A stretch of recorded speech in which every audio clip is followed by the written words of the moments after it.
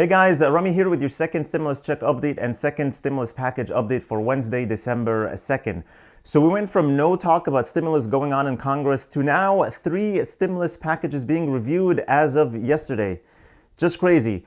We talked about the bipartisan bill from a group of senators that came out yesterday. We have more details on that now. Then we got a stimulus package from Mitch McConnell. Oh, Mitch, please stay tuned until you hear what he proposed. You have to listen to this. Just wow. We also have a stimulus package from Nancy Pelosi, but nothing is released about that one yet. Chuck Schumer said it's private right now until Steve Mnuchin reviews it, and then we'll hear about it. So let me help you digest all these different proposals right after you please hit the like button on the video and subscribe to the channel if you haven't already. All right, let's talk quickly about the bipartisan bill first and get it out of the way. Then I really want to hear your thoughts about what Mitch McConnell proposed, and don't hold back in the comments below, not like you ever do.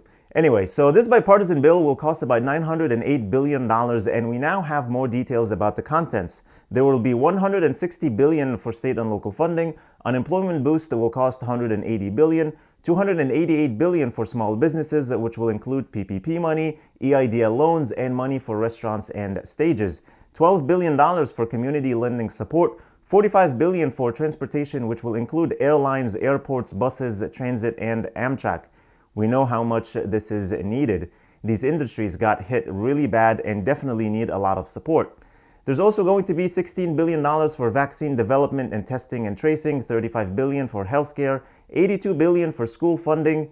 I think this is on the low end. We know Republicans were good for $105 billion on that, and Democrats wanted more than $200 billion. There's $4 billion for student loan relief, $25 billion for rental assistance. This is a number that would have been good a few months ago. By the time any of these bills go through, we'll need more than that. I think there was a study that said we'll just be over $30 billion behind on rent as a nation. So 25 is not going to be enough. There's going to be $26 billion for nutrition and agriculture, $10 billion for the post office, $10 billion for childcare, $10 billion for broadband, $5 billion for opioid treatment. Then they have a statement there that says provide short-term federal protection from virus-related lawsuits with the purpose of giving states time to develop their own response. So that's it. Not a horrible bill, but definitely needs some bumping up on some of these numbers. And it needs about $300 billion in there for stimulus checks. I mean, come on now. How are we missing stimulus checks in this stimulus bill? Direct payments to everyone will help everybody and will help boost the economy as a whole. That's something that Steve Mnuchin said before when he was asked if they should make the stimulus checks more targeted months ago. Like maybe not give it to people who are working, and he said no. He said they will help the economy a great deal if kept as is, like in the CARES Act.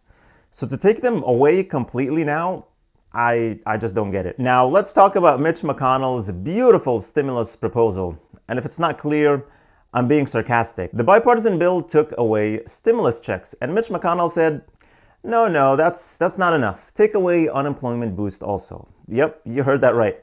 Mitch McConnell's proposal does not have stimulus checks, it doesn't have unemployment boost, and it doesn't have state and local funding. How insane. What are you thinking, Mitch McConnell? And this is coming from the guy who just said we don't have time for messaging games, we don't have time for lengthy negotiations. The way you get a result is you have to have a presidential signature. We don't have time to waste. Bro, dude, this is the ultimate messaging bill that will in no way get any Democratic support. Does he really think this is something that Nancy Pelosi will agree to? Wow, so what does this bill have? I mean, if it has anything. Honestly, it doesn't matter because this bill has no chance, but I'll go through it just so you know, and so I'm doing my job of just giving you the news, right? So the first provision in McConnell's bill is, of course, liability protection, which will make it almost impossible to sue businesses or healthcare facilities and other entities for anything related to the virus. It will extend the POA benefits until the end of January, so people who are self-employed, gig workers, or contractors can still qualify for unemployment. This was going to expire at the end of December, so they just extended it by a month.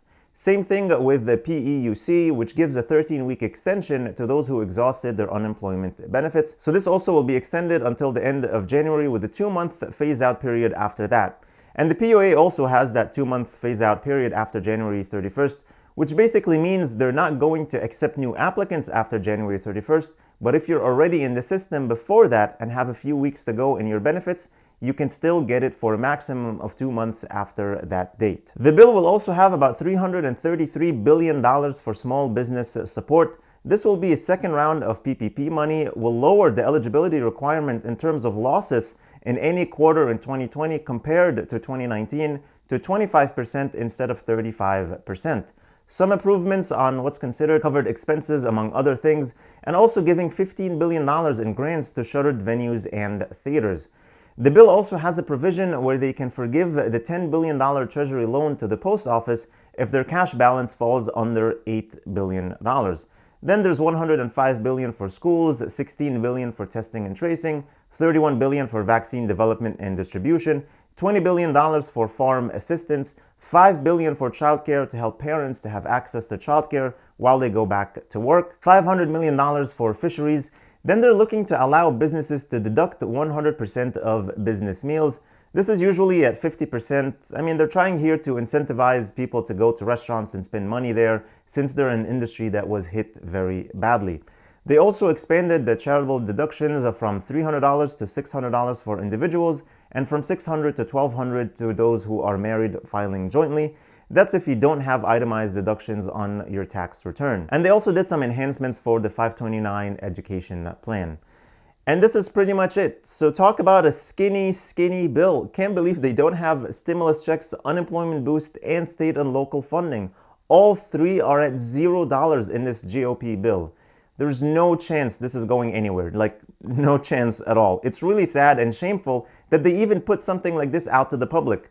Honestly, it's just embarrassing. And listen, this is not me taking sides here at all, but this bill is definitely upsetting whether you're on the right or you are on the left. Now, I can't wait to see what Nancy Pelosi's new stimulus proposal looks like, and curious to see if it will be lower than $2.2 trillion. Chuck Schumer said, Speaker Pelosi and I sent him the proposal in a good faith effort to start to get him to negotiate in a bipartisan way. So I'm sure details on this bill will come out soon, and there will be a lot of stimulus news coming out in the next few days. We have like 7 or 8 business days before they have to vote on a bill to avoid a government shutdown, and that bill might have some stimulus added to it. At least that's the word floating around right now. So stay tuned. That's all I have for you today. Let me know your thoughts and questions in the comments below. And if any of you will be doing any sort of shopping online soon from pretty much any store that you like, make sure to sign up for Rakuten with the link below. You'll get a $40 bonus when you spend $40, and you'll get a ton of cash back from all your favorite stores. They have some amazing offers right now with 10% cash back, 12%, even 15%, and more. All you have to do is sign up and click over to your favorite store through Rakuten, and that's it. You'll automatically earn the cash back and get free $40. Thank you so much for watching. I really appreciate you all. Please hit the like button on the video, share this video with your friends and family, and subscribe if you haven't already, and click the notifications bell to be notified whenever I publish new videos and new content for you. Also, make sure to check the link in the description for the Yara savings account. It's a new savings account that is FDIC insured but gives you interest with a lottery system.